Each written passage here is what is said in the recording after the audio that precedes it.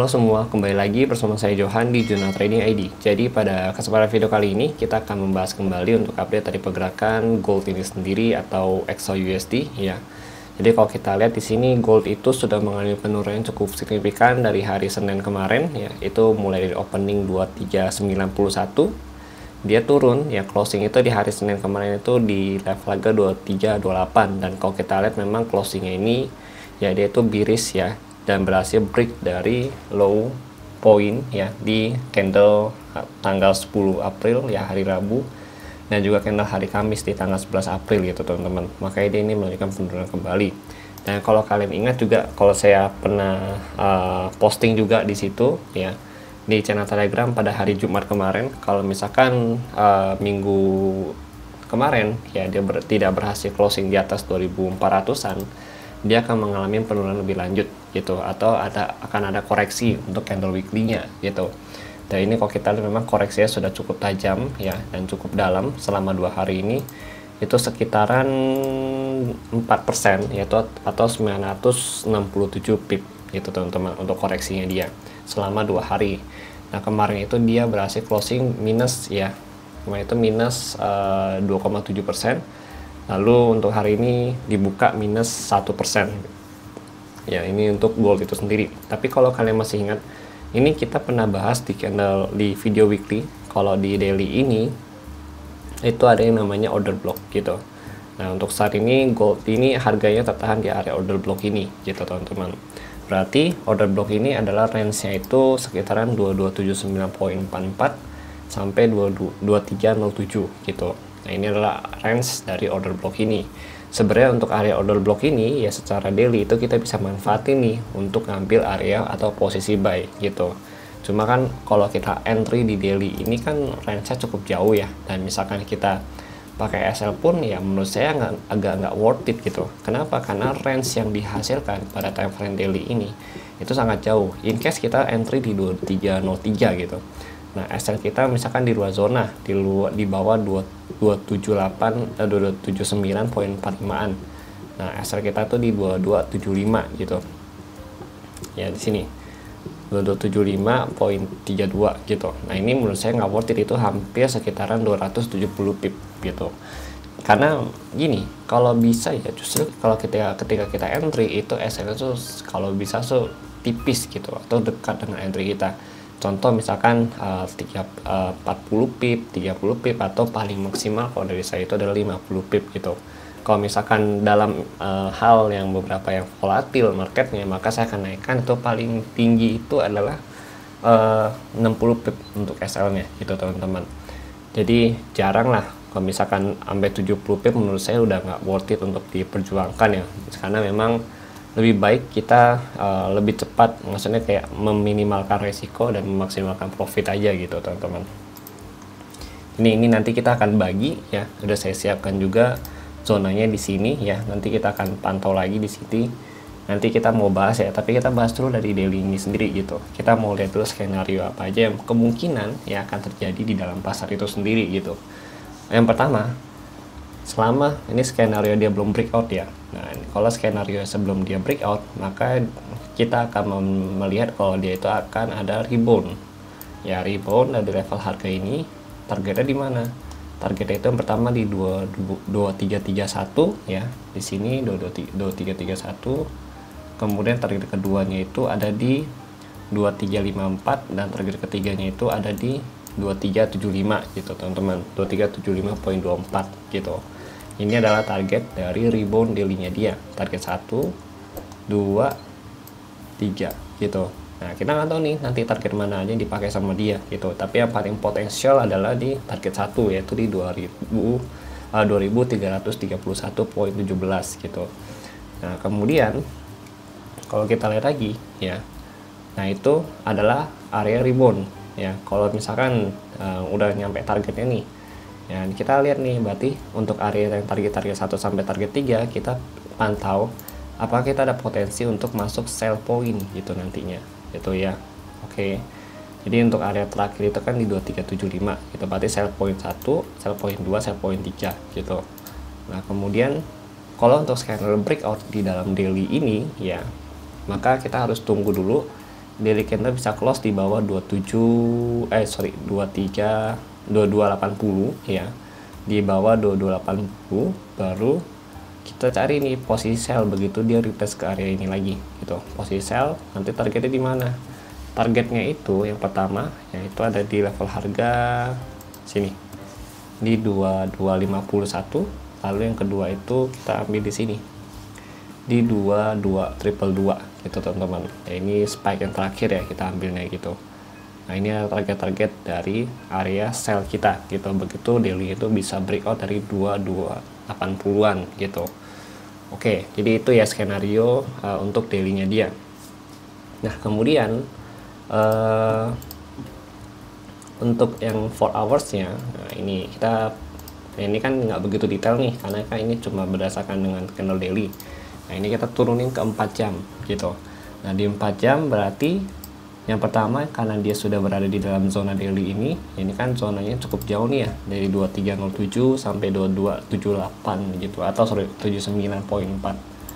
Nah sini kita pecah ya. Yang pertama itu ada zonanya itu yang efektif yang bisa kita pakai itu di 2302 ya sampai 2290-an ya untuk zonanya. Kemudian zona kedua itu ada di level harga yang 2272 sampai 2254 gitu. Ini kita ambil ya dari area breakoutnya dia gitu. Ini dari breakout zone dia gitu teman-teman. Nah ini kan ada rejection 2 kali, 1 2 gitu kan. Nah ini kemudian ini adalah area breakoutnya juga yang saat ini kita pakai ya, yang jadi zona.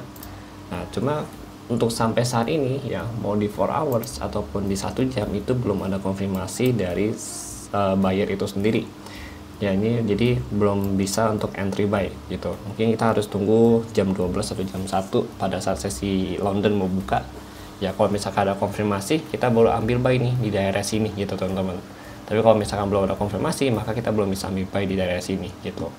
Karena memang kalau kita lihat ya, terakhir itu dia udah berhasil break dari 2323 ya di sini ya. Dia break dengan satu candle yang panjang gitu, atau dengan bearish candle gitu, yang menunjukkan bahwa area ini ya bayarnya itu udah di wipe out sama dia gitu.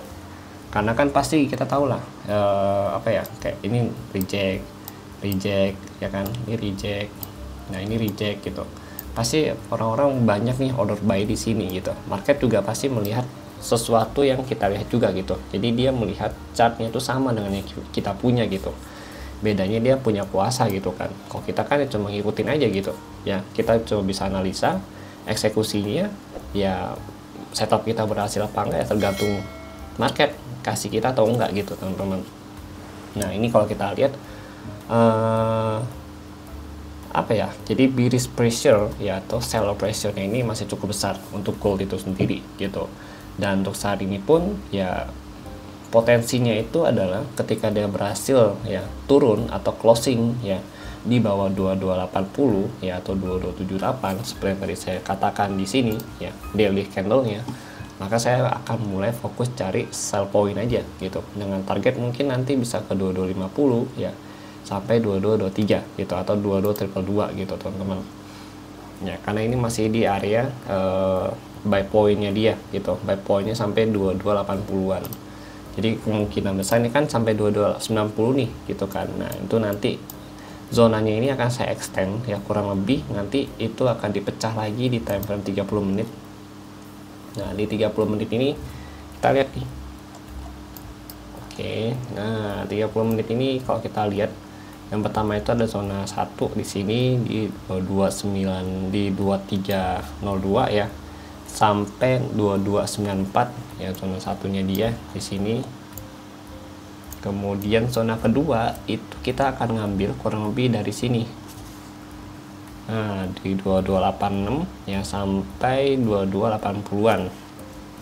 Nah, ini adalah zonanya dia yang sudah saya sesuaikan gitu.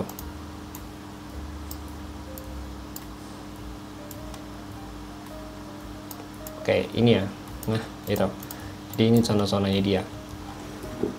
Kemudian yang bawah ini, ya ini kan ada zona lagi nih di 2272 sama 2254. Nah, ini nanti kita sesuaikan juga. Ya, ini kalau kita mau sesuaikan lagi itu berarti kita bisa ambil di sini ya, 2272 sampai 2264 ya. Nah ini kita ambil candle yang ini. Oke, kemudian untuk yang bawahnya lagi tadi kita ambil dari sini. Nah, ini kemudian sampai kurang lebih di level harga sorry, geser.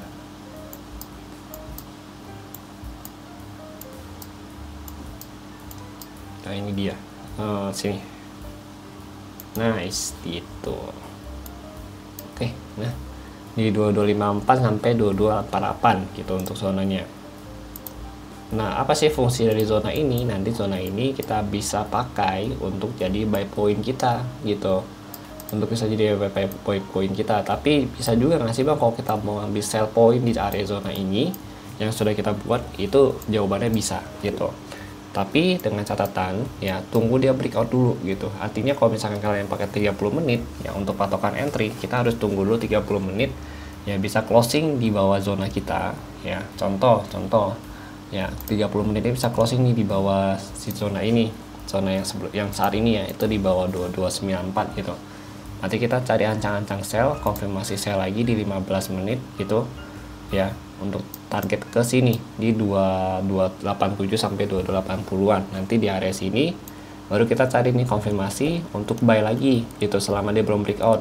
Nanti kita targetnya di mana, di 2294 lagi sampai 2300 kembali gitu teman-teman. Oke, jadi itu ya. Nah, itu adalah beberapa zona yang perlu kita pantau untuk hari ini, terutama untuk zona atas ini gitu, di 2322 sampai 2337 gitu. Ini zona memang agak besar ya, karena ini zona 4 jam dan merupakan zona support primary-nya dia. Nah, jadi kita nanti lihat aja nanti ya dia ada konfirmasi di mana. Tapi kalau saya lihat sih much better kita ambil nanti mendekatin height yang ini gitu, yaitu kurang lebih di 2230 atau 2229 di sini ya, sampai 2233 gitu, di 2333 gitu di sini. Jadi ini pantauan kita untuk hari ini gitu, untuk zona selling point ya. Karena ini kan terlalu lebar nih ya, jadi kita belum menyimpulkan satu zona. Nah, satu zona itu berarti di sini gitu. Ini kita ambil dari height yang sebelumnya. Oke, itu untuk goldnya. DXY sih belum ada banyak pergerakan ya, karena DXY ini kalau kita lihat juga masih sideways ya. Di sini dia masih mencoba untuk konsolidasi untuk DXY-nya dan belum ada pergerakan yang cukup jelas ya. Jadi kita tunggu dulu sampai dia berhasil break dari salah satu kedua level area resisten atau supportnya ini gitu. Dan untuk hari ini ya itu ada news ya, perlu saya ingatkan juga, economic calendar di sini ada di jam 20.45 ya, itu ada S&P Global US Manufacturing PMI ya. Ini kalau kita lihat previous itu 51.9, sedangkan untuk forecast itu 52.0 gitu. Dan untuk S&P Global Service PMI-nya itu dari 51.7 ke 52.0 juga, yang artinya ini adalah positif untuk DXY. Terus kemudian di jam 9 malam ya itu ada new home sales ya, itu dari 2262 ke 662 ya ke 668, dan ini hasilnya adalah overall untuk DXY itu positif. Dan memang jika memang betul ini hasilnya positif dan pergerakannya sesuai, maka ini bisa membuat DXY ini naik kembali ya, dan membuat harga gold ini terdorong kembali ke bawah gitu, atau tertekan kembali gitu teman-teman. Dan potensi target penurunannya itu bisa ke 2281 sampai 2280 untuk hari ini gitu. Oke ya, jadi itu ya ingin saya sampaikan kepada kalian semua. Dan kalau kita lihat untuk saat ini pun untuk dari CPR-nya, yaitu CPR mulai dari level harga 2237 ya sampai 2356 gitu. Jadi 2337 sorry, dari 2337 ya sampai 2356 untuk CPR range-nya. Tapi kalau kita lihat ya untuk saat ini dia itu sedang tertahan di bawah 2305 yang menjadi area S1 dari si pivot level ini. Sedangkan kalau untuk pivot level ini tadi ada di level harga kurang lebih 2346.85 gitu. Jadi nanti ini kan pivot level juga bisa kita manfaatin nih ya kan, ada height-nya juga. Nah, nanti kita bisa pantau juga nih di area pivot level ini untuk posisi sell point berikutnya gitu. Oke. Jadi mungkin itu dulu yang ingin saya sampaikan kepada kalian semua. Terima kasih bagi yang sudah nonton dan sampai jumpa pada video berikutnya.